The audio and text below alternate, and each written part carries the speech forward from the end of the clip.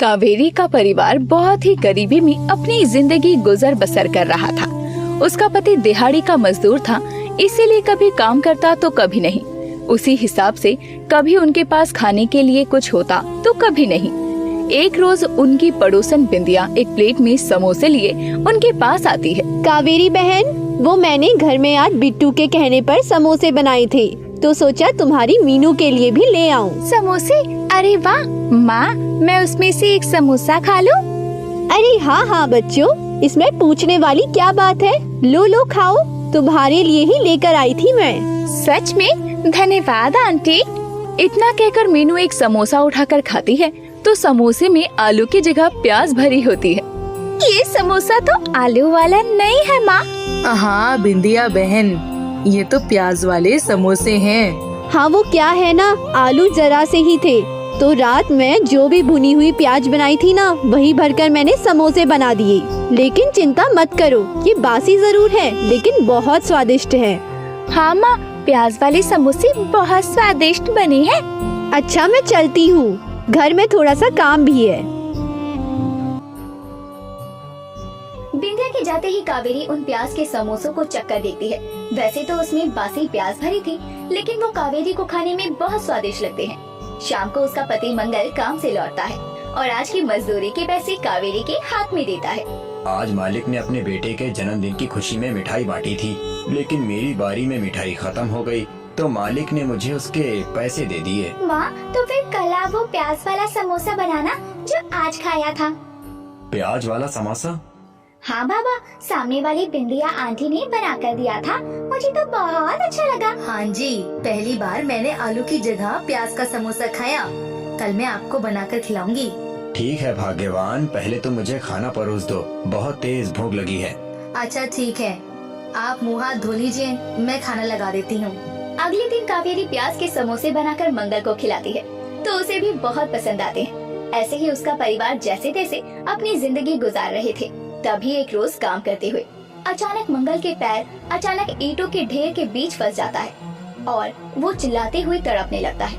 लोग उसे अस्पताल पहुंचाते हैं। ये खबर कावेरी को पता चलती है और वो भी भागते हुए हॉस्पिटल आती है और डॉक्टर से उसे पता चलता है कि पैर की हड्डी टूटने के कारण मंगल के पैर पर प्लास्टर करना होगा, इसीलिए कुछ महीनों तक वो चल फिर नहीं सकता। ये बात सुनकर कावेरी को बहुत बड़ा झटका लगता है। अगले दिन मंगल अस्पताल से घर आ जाता है। सब बर्बाद हो गया कावेरी, मैं लाचार हो गया हूँ। अरे ऐसा मत कहिए, होने को टालना किसी के बस में नहीं था। और रही बात घर चलाने की, तो आप चिंता मत कीजिए, आपकी जगह मैं काम करूँगी। लेकिन कावेरी, तुम क्या करोगी और कैसे होगा सब? अरे भगवान पर भरोसा रखिए, सब ठीक होगा।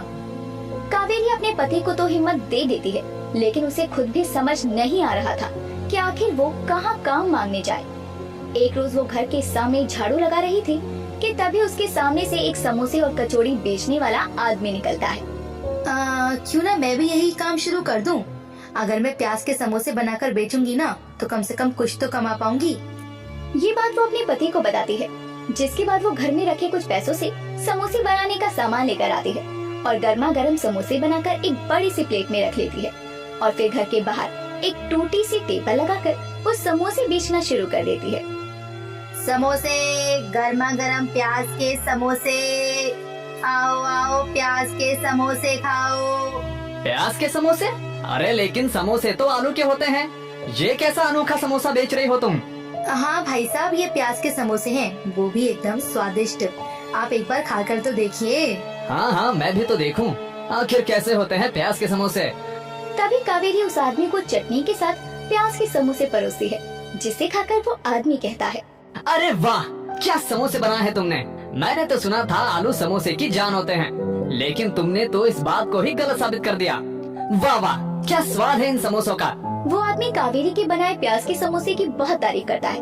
पहला दिन होने के चलते उस आदमी के अलावा और कोई ग्राहक नहीं आता, लेकिन कावेरी अगले दिन भी अपने घर के बाहर आवाज लगा लगा कर समोसे बेचना शुरू कर देती है। एक रोज उसकी पड़ोसन बिंदिया, जो कि अपने मायके से लौटी होती है, उसे समोसा बेचते देखती है। अरे तुमने तो समोसे बेचना शुरू कर दिया।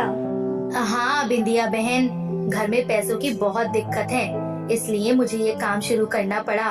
ये तो तुमने बहुत अच्छा किया, लेकिन ये घर के बाहर दुकान लगाने से अच्छा है कि तुम बाजार में जाकर दुकान लगाओ। वहाँ तो अक्सर लोग खरीदारी करने आते ही हैं, तो तुम्हारे समोसे की बिक्री होती रहेगी। हाँ, सोचा तो मैंने भी यही था, लेकिन मेरे पास फिलहाल ठेला खरीदने के पैसे नहीं है। जैसे ही होंगे थोड़े बहुत पैसे तो ठेला खरीद लूंगी।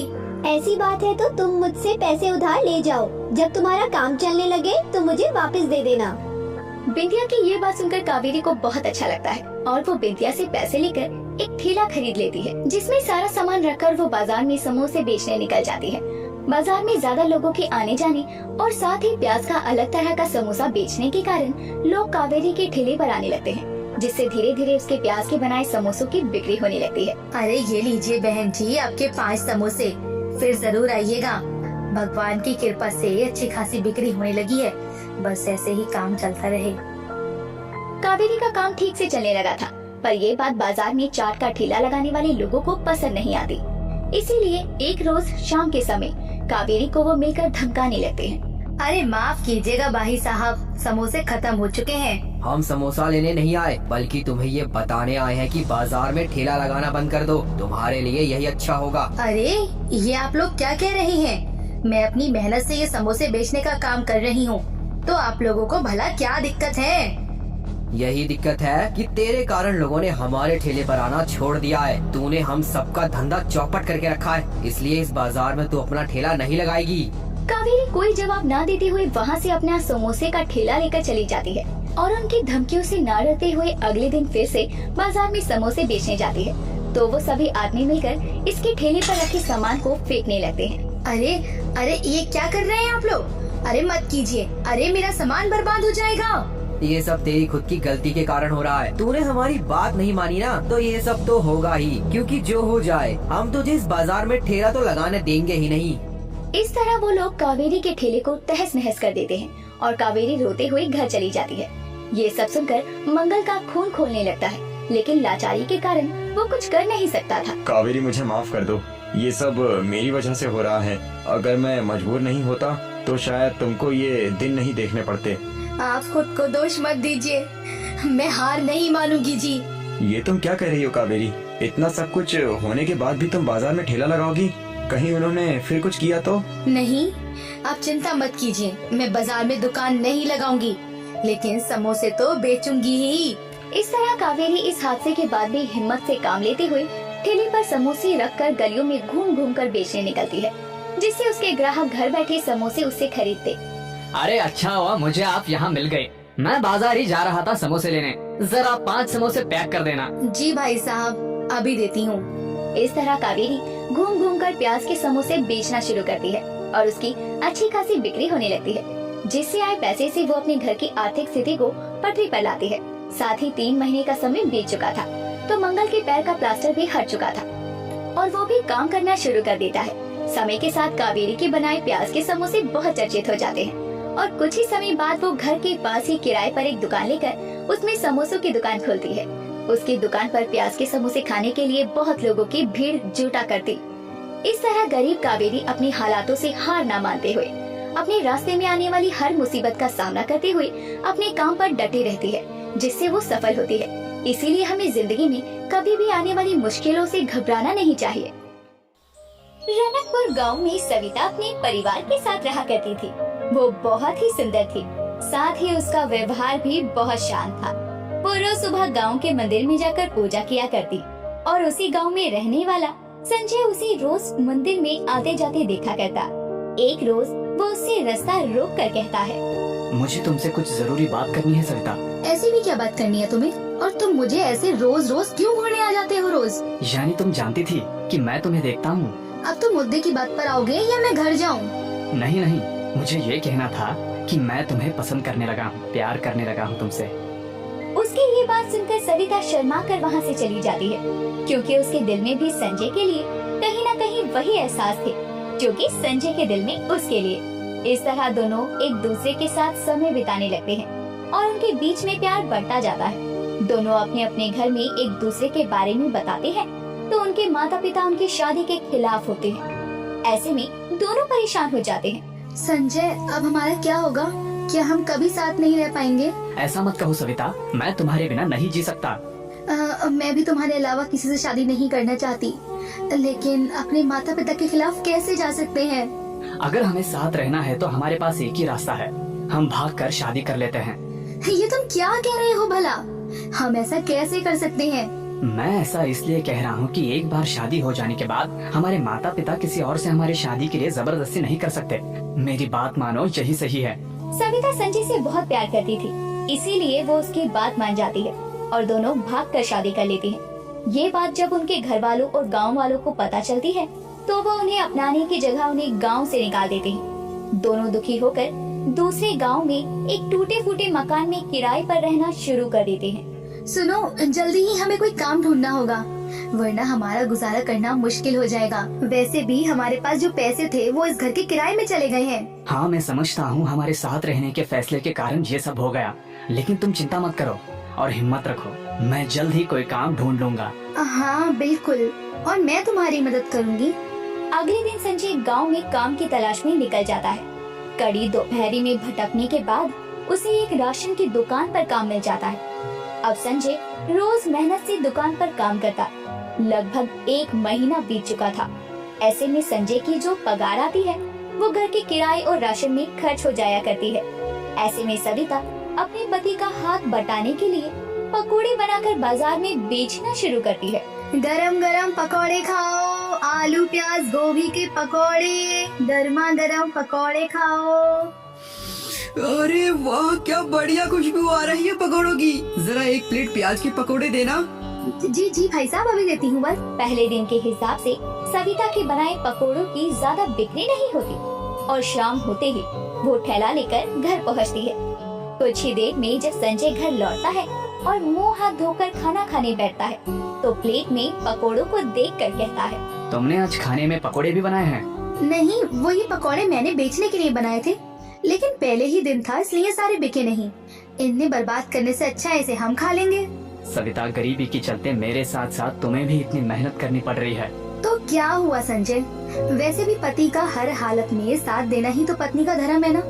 अब खाना खा लीजिए, तो वैसे भी बहुत रात हो चुकी है।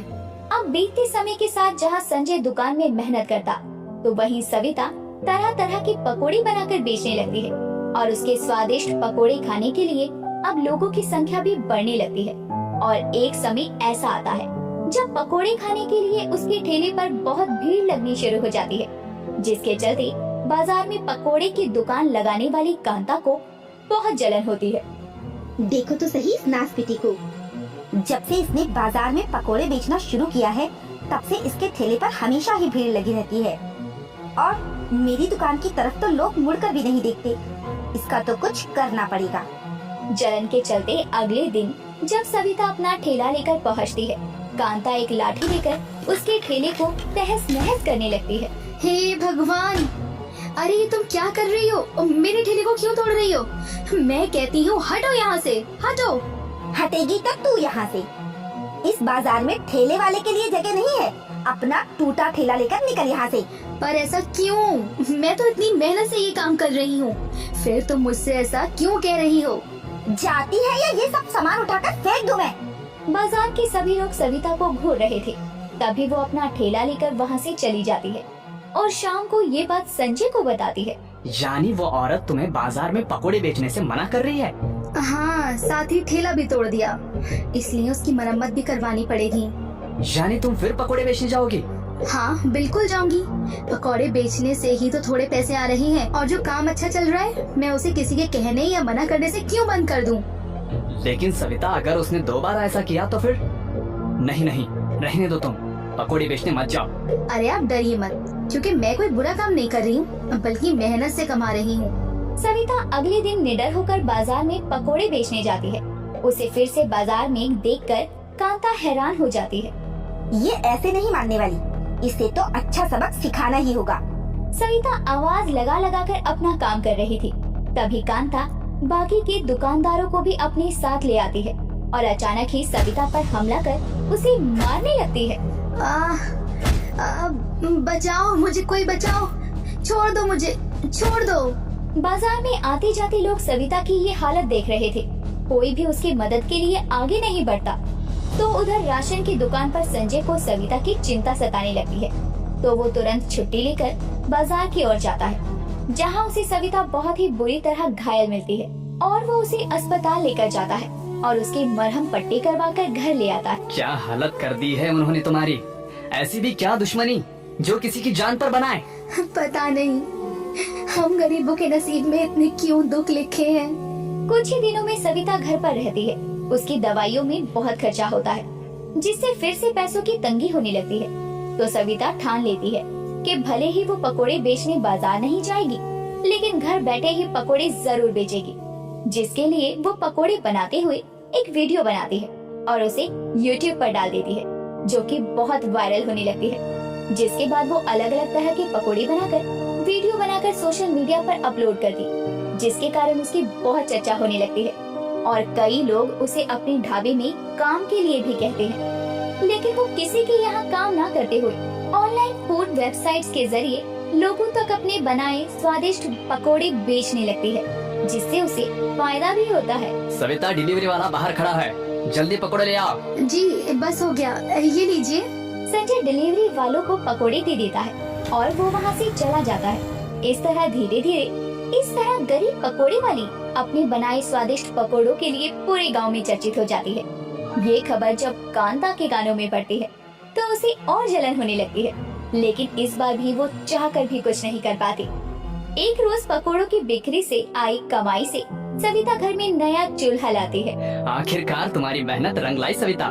इतना सब कुछ हो जाने के बाद भी तुमने हार नहीं मानी और काम करती गई। और इसमें मेरा साथ दिया है आपने। और वैसे भी ये तो अभी शुरुआत है। मुझे तुम पर गर्व है, क्योंकि तुमने अपनी मेहनत लगन से काम करते हुए खुद को चर्चित किया है। भगवान बस ऐसी कृपा बनाए रखे हम पर। इसके बाद दोनों पति पत्नी अपने काम पर ध्यान देते हैं और अपनी आर्थिक स्थिति को पटरी पर ले आते हैं। तो वहीं गांव और आसपास के लोग सविता को गरीब पकोड़ी वाली के नाम से बुलाने लगते हैं, क्योंकि उसके बनाए तरह तरह के पकोड़े बहुत स्वादिष्ट थे।